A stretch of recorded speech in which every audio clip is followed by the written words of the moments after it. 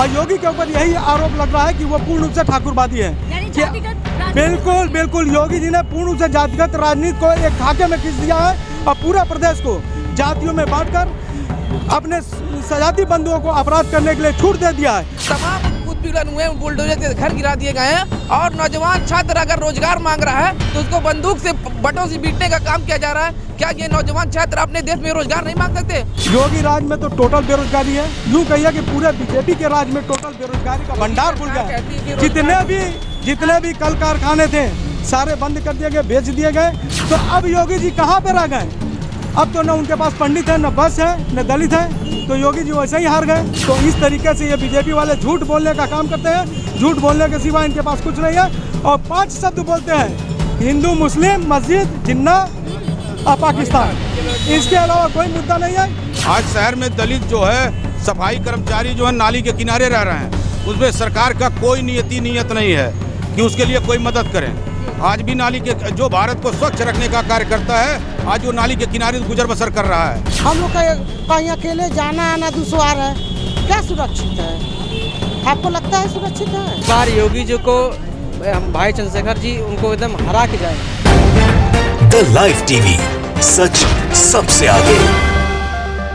दोस्तों, गोरखपुर सदर सीट को लेकर के बड़ा घमासान मचा हुआ है, क्योंकि सवाल उठता है कि गोरखपुर का सीट जो है वो आखिर इतनी खास क्यों है। इसको लेकर के भी हम आपको बताएंगे क्या कुछ है, लेकिन फिलहाल हम आपको बता दें कि यहाँ से आज़ाद समाज पार्टी से चंद्रशेखर आज अपना नामांकन भरने आए हैं। इसी सिलसिले में यहाँ पर हमारे साथ तमाम लोग जुड़े हुए हैं। क्या नाम है? मेरा नाम संजय प्रकाश सत्यम एडवोकेट है और मैं गोरखपुर का अस्थायी निवासी हूँ। और चंद्रशेखर भाई जब से आए हैं, चुनाव में उनका नाम आया गोरखपुर से लड़ने के लिए, तभी से हम लोग बहुत उत्साहित हैं और हम लोग ये चाहते हैं कि यहाँ पे एक परिवर्तन हो। जो मठ और मंदिर की राजनीति, धर्म की राजनीति हो, उसको दूर किया जाए और ऐसे व्यक्ति को, संघर्षशील व्यक्ति को यहाँ पे स्थापित किया जाए जो सभी के दुख सुख में हमेशा खड़ा रहे। सवाल उठ रहा है कि आखिर चंद्रशेखर यहाँ से सदर की सीट से क्यों लड़ना चाहते हैं? इसलिए लड़ना चाहते हैं कि ये संदेश देना चाहते हैं बड़े स्तर पे। क्या योगी यहाँ से लड़ सकते हैं, चंद्रशेखर नहीं लड़ सकते हैं? क्या ऐसा कोई बाउंडेशन है क्या संविधान में? वो बाहर के हैं तो योगी भी तो बाहर के हैं, वो भी तो उत्तरांचल के हैं, तो वो लड़ सकते हैं तो मैं नहीं लड़ सकते हैं। ये कहा जाता है कि ये योगी की फिक्स सीट है सदर से। देखिए, राजनीति में कोई फिक्स सीट नहीं होता है। हाँ, यहाँ से योगी जी के प्रत्याशी यहाँ से हार चुके हैं। उनके पिताजी जो कहे जाते हैं अवैधनाथ के पिताजी, जो दिग्विजयनाथ सिंह थे, वो भी यहाँ से विधानसभा का चुनाव हार गए थे। और इस बार जनता जो है योगी जी को भी हराने का काम कर रही है और बहुत भारी मतों से वो हारने वाले हैं। क्या लगता है योगी सरकार में क्या कमी रही? जो योगी सरकार जो थी, अभी तक ये आरोप लगता था कि सपा यादवों की पार्टी है, बहुजन समाज पार्टी दलितों की पार्टी है। और योगी के ऊपर यही आरोप लग रहा है कि वो पूर्ण रूप से ठाकुरवादी है। बिल्कुल बिल्कुल, योगी जी ने पूर्ण रूप से जातिगत राजनीति को एक खाके में खींच दिया है और पूरा प्रदेश को जातियों में बांटकर अपने सजाती बंधुओं को अपराध करने के लिए छूट दे दिया है। आप बताइए कि आज तक किसी ठाकुर समाज के ऊपर अपराधी जो है उसके घर पे बुलडोजर चला है? सिर्फ बुलडोजर उसी के घर पे चला जो दलित रहा, जो अल्पसंख्यक रहा, जो पिछड़ी जात का रहा, उन्हीं के ऊपर बुलडोजर चला। हाथरस के केस को कैसे देखते हैं आप लोग? हाथरस की केस जो है सबसे दुखद घटना है, जो दलित समाज की थी। और मैं कहता हूं कि वहां पे योगी जी को जाना चाहिए। अगर मुख्यमंत्री हैं, अगर सबके सर्व समाज की बात करते हैं, ये कहते हैं कि सबका विकास सबका साथ, लेकिन ऐसा कहीं नहीं है। हाथरस की घटना जो है वो पूरे दलित समाज को उद्वेलित कर दी है। और हमारे चंद्रशेखर भाई जो हैं वहाँ पे गए, उस दलित लड़की को अपने गोद में उठाकर हॉस्पिटल में ले जाने का काम किए। और पुलिस के लोग, योगी सरकार जो है उनको रात में लाश को जलाने का काम किया। हमारे राज्य में जो है महिलाएं बहुत सुरक्षित हो। इसी गोरखपुर में प्रियंका भारती की यूनिवर्सिटी में आत्मदाह करने का मामला आया था। योगी इसी मुख्यमंत्री शहर में रहते हुए उनके आवास में नहीं गए मिलने, ना ही चंद्रशेखर भाई ने चलकर आकर उनके मिलने का काम किया। और गोरखपुर में मुसलमान समाज भी उनको वोट देने का, क्योंकि CA-NRC में जब पूरा देश प्रदर्शन कर रहा था तो दिल्ली की जामा मस्जिद से अपनी गिरफ्तारी दे करके ये साबित कर दिया है कि हम मुसलमानों के लिए और दलितों के लिए, अल्पसंख्यकों के लिए खड़े हैं। मेरा नाम नसीम एडवोकेट है। हम चंद्रशेखर भाई मुसलमान समाज पूरा जो है शहर से उनको वोट देकर जिताने का काम करेंगे। यानी ये कह सकते हैं कि जो दलित समाज है, पिछड़ी जाति है, वो और मुस्लिम समाज दोनों एकजुट हो गए हैं।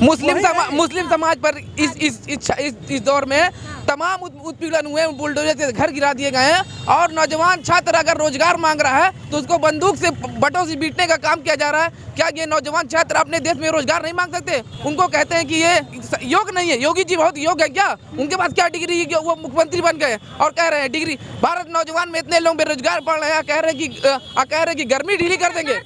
5 लाख रोजगार दे दिए। 5 लाख सब वादों का रोजगार। मोदी जी ने तो ऐसी घोषणा की कि हम 3000 रोज रोजगार दे रहे हैं। अच्छा। जितना वो रोजगार देने की बात कहे हैं उससे कम तो पूरे भारत की जनसंख्या है। क्या भारत की सारी जनसंख्या रोजगार मिल गया? अच्छा, ये कहा जाता है कि राम राज आ गया है योगी जी के राज में। राम राज्य की कल और चंद्रशेखर जी रावण नाम लगाते हैं अपने नाम। सवाल यह है कि नाम रखने से किसी का कृत्य नहीं होता। योगी हैं तो योगी ऐसा काम करें, उनको मठ में रहना चाहिए। और जो चंद्रशेखर भाई हैं, रावण अगर कहते हैं, आप लोग कहते हैं रावण है, अगर रावण भी हैं तो योग है वो। आप कहा गया है कि रामायण अगर पढ़िए तो उसमें कहा गया है कि रावण जो है सबसे पढ़ा लिखा व्यक्ति था, महापंडित था वो। और जब रावण को धोखे से मारे राम जी, तब राम ने कहा कि जाओ बेटा लक्ष्मण, जाकर उससे कुछ सीखो रावण से। तो रावण इतना योग्य आदमी हमारा ये भाई है और उससे ये लोग सीखेंगे कि किस तरह से राजनीति की जाती है। जब आप दलित के साथ जुड़ेंगे, अल्पसंख्यक के साथ जुड़ेंगे, पिछड़े वर्ग के साथ जुड़ेंगे, लोगों के जन मुद्दों से जुड़ेंगे, बेरोजगारों से जुड़ेंगे, तब आपकी सही राजनीति होगी। बेरोजगारी को लेकर के क्या लगता है आपको कि योगी राज में कितनी बेरोजगारी है? योगी राज में तो टोटल बेरोजगारी है। यूँ कहिए कि पूरे बीजेपी के राज में टोटल बेरोजगारी का भंडार खुल गया है। जितने भी कल कारखाने थे सारे बंद कर दिए गए, बेच दिए गए और इसी आड़ में आरक्षण को खत्म करने की साजिश की जा रही है और निजीकरण करके इस देश के संविधान को भी कुठाराघात किया जा रहा है और बदलने का काम ये लोग सोच रहे हैं। लेकिन हम लोग ऐसा होने नहीं देंगे और इसका पल पल हर क्षण विरोध करते रहेंगे। योगी सरकार कहती है कि रोजगार दिया। क्या इलाहाबाद के सड़कों पे जो छात्र निकले हैं वो सब रोजगार पा चुके हैं? सरकार तो अब ऐसा कह रही है कि रोजगार। अब जिलाधिकारी महोदय से मैं कहना चाहता हूँ घर घर जाए और बेरोजगार जितने भी बैठे हैं उनको हाथ में नियुक्ति प्रमाण पत्र देने का काम करें। पटना में अंदर लोगों को संचालक, जो कोचिंग संचालक थे, उनके टीचरों के ऊपर मुकदमा करने का काम किया कि आप लोग क्यों छात्र को भड़काया नहीं। छात्र अपने स्वतः आंदोलन के लिए खड़ा हो गया है। छात्र को अब किसी को नेतृत्व नहीं, क्योंकि छात्र पीड़ित है खुद ही। इस देश में छात्र खुद पीड़ित है अपने रोजगार के लिए, खुद अपने मन से निकल रहा है। लेकिन खान सर के ऊपर मुकदमा किया गया पटना के ऊपर, कोचिंग सर कह रहा है कि वो छात्रों को भड़का। छात्रों को कोई भड़काया हो गया नहीं है, छात्र खुद अपने हक के लिए अब खड़े हो रहे हैं। ठीक है, तो मैं आखिरी सवाल आपसे यही करना चाहती हूँ कि क्या लगता है कि इस जगह से अगर चंद्रशेखर लड़ते हैं तो उनकी जीत को लेकर के आप कितना सुनिश्चित हैं? हम 110% सुनिश्चित हैं। और यहाँ की एक एक जनता, यहाँ तक कि यहाँ का व्यापारी वर्ग भी जो है उनसे, योगी जी से इतना उद्वेलित है। उन्होंने GST, CST और तमाम तरह के टैक्स लगा दिए, जिससे व्यापारी वर्ग आज जो है एकदम त्रस्त हो गया है। और हमारे साथ बस समाज के 50% लोग आके अपना समर्थन दे रहे हैं, जिससे योगी जी स्वयं घबरा गए। जो बीजेपी का वोट वैश्य समाज का था वो आज हमारे चंद्रशेखर भाई के लिए साथ से साथ चल रहा है और उनको इस विधानसभा में जिताने का काम करके दूरस्थ राजनीति। सपा की तरफ से उपेंद्र शुक्ला की पत्नी भी आई है। ठीक है, उपेंद्र शुक्ला की पत्नी जी आई हैं, वो उनका व्यक्तिगत मामला है और वो और योगी जी समझें। जो योगी जी का वोट था, ब्राह्मणों का कहते हैं ये वोट हमारा है, ठाकुर का वोट है और बस समाज का। तो अब योगी जी कहाँ पे रह गए? अब तो न उनके पास पंडित है, न बस है, न दलित है, तो योगी जी वैसे ही हार गए। लेकिन वो तो कहते हैं हम 350 के पार सीट लेकर के आएंगे। अरे कहने और कथनी और करनी में बहुत अंतर होता है बहन जी। हाँ, कहने को तो लोग कहते हैं कि हम इंडिया को सोने की चिड़िया बना रहे थे, 15 लाख दे रहे थे। आज सबके हाथ में कटोरा थमा दिया, कहने पकौड़ा तलिए और अपना रोजगार कीजिए। तो इस तरीके से ये बीजेपी वाले झूठ बोलने का काम करते हैं। झूठ बोलने के सिवा इनके पास कुछ नहीं है और 5 शब्द बोलते हैं: हिंदू, मुस्लिम, मस्जिद, जिन्ना और पाकिस्तान। इसके अलावा कोई मुद्दा नहीं है, खाली झूठ बोलो, राज करो। पाकिस्तान का नाम लिए चुनाव लड़ ही सकते हैं क्योंकि इनको डिवाइड एंड रूल की राजनीति आती है। अंग्रेजों की पार्टी है, ये बंटवारा कर करके समाज में नफरत फैलाना चाहते हैं। समाज अब एकजुट हो चुका है, धर्म जाति में बंटने वाला नहीं है। जो रोजगार की बात करेगा, शिक्षा की बात करेगा, सड़क की बात करेगा, उसी की ऊपर देश में कमान देने का काम किया जाएगा। आप कुछ कहेंगे सर? आज यहाँ से नामांकन भरने जा रहे हैं आजाद, क्या कहना चाहते हैं? आज़ाद के आने से गोरखपुर का विकास बहुत तेज़ी से होगा और दलित बिरादरी और मजदूर और बेरोजगारों के लिए का सहारा है चंद्रशेखर आज़ाद। चंद्रशेखर आज़ाद के लड़ने से गोरखपुर में दलितों और गरीबों और मजदूरों के लिए बहुत बड़ी क्रांति होगी। क्रांति होने वाली है, आपको लगता है? क्योंकि योगी आदित्यनाथ कहते हैं सीट है, अयोध्या से लड़ने वाले थे, यहाँ पे लड़ने आ गए। देखिए यहाँ दलित मजदूर और कामगार जो मजदूर हैं, किसान हैं, यहाँ बहुत परेशान हैं। नगर निगम में काम करने वाले जितने दलित परिवार के लोग हैं 250 रुपये में नौकरी कर रहे हैं। 7,500 रुपये महीने दी जाती है, न उनके खाने के लिए होता है न पढ़ने के लिए होता है। आज शहर में दलित जो है, सफाई कर्मचारी जो है नाली के किनारे रह रहे हैं। उसमें सरकार का कोई नीयत नहीं है कि उसके लिए कोई मदद करें। आज भी नाली के जो भारत को स्वच्छ रखने का कार्य करता है, आज वो नाली के किनारे गुजर बसर कर रहा है, तो उसके लिए चंद्रशेखर भाई का आना बहुत जरूरी है। ये भी हमारे साथ जी, तो चंद्रशेखर आजाद आएंगे, दलित का बेटा है। हम सारे दलित, हम सारे मजदूर, किसान सब चंद्रशेखर आजाद के साथ हैं।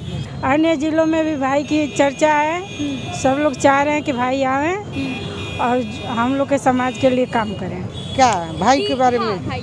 भाई जीतेंगे, हाँ हम लोग को लग रहा है। अच्छा, एकदम ओके। योगी जी पसंद नहीं है आप लोगों को? हाँ? योगी जी तो कहते हैं ना, हमने महिलाओं को कितना सशक्त कर दिया है। क्या कर दिए हैं? हाँ। कुछ भी नहीं किए हैं। नहीं किए हैं। नहीं किए तो किए हैं कि महिलाएं आज भी घर से निकलने में डर रही हैं। महिलाएं यही किए हैं, महिलाएं यही किए हैं कि 5 किलो राशन दे के घर में बैठो, गुलामी लिखाओ, हराम का खाओ, घर में बैठे रहो, बाद में हम गुलामी कराएंगे।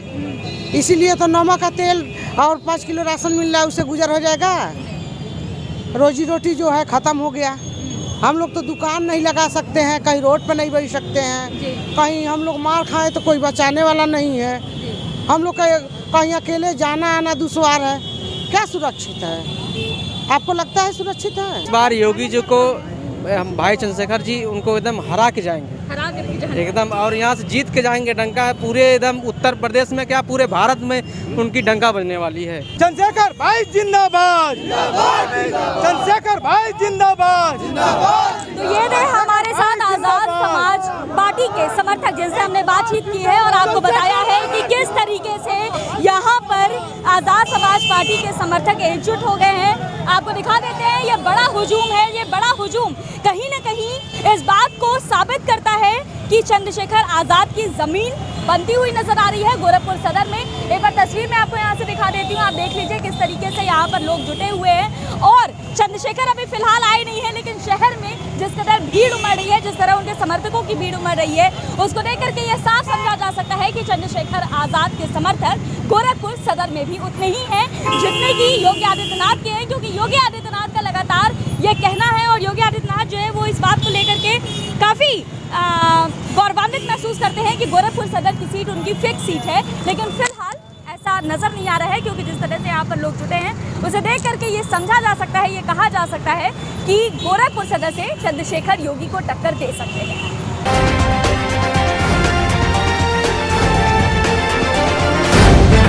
द लाइव टीवी, सच सबसे आगे।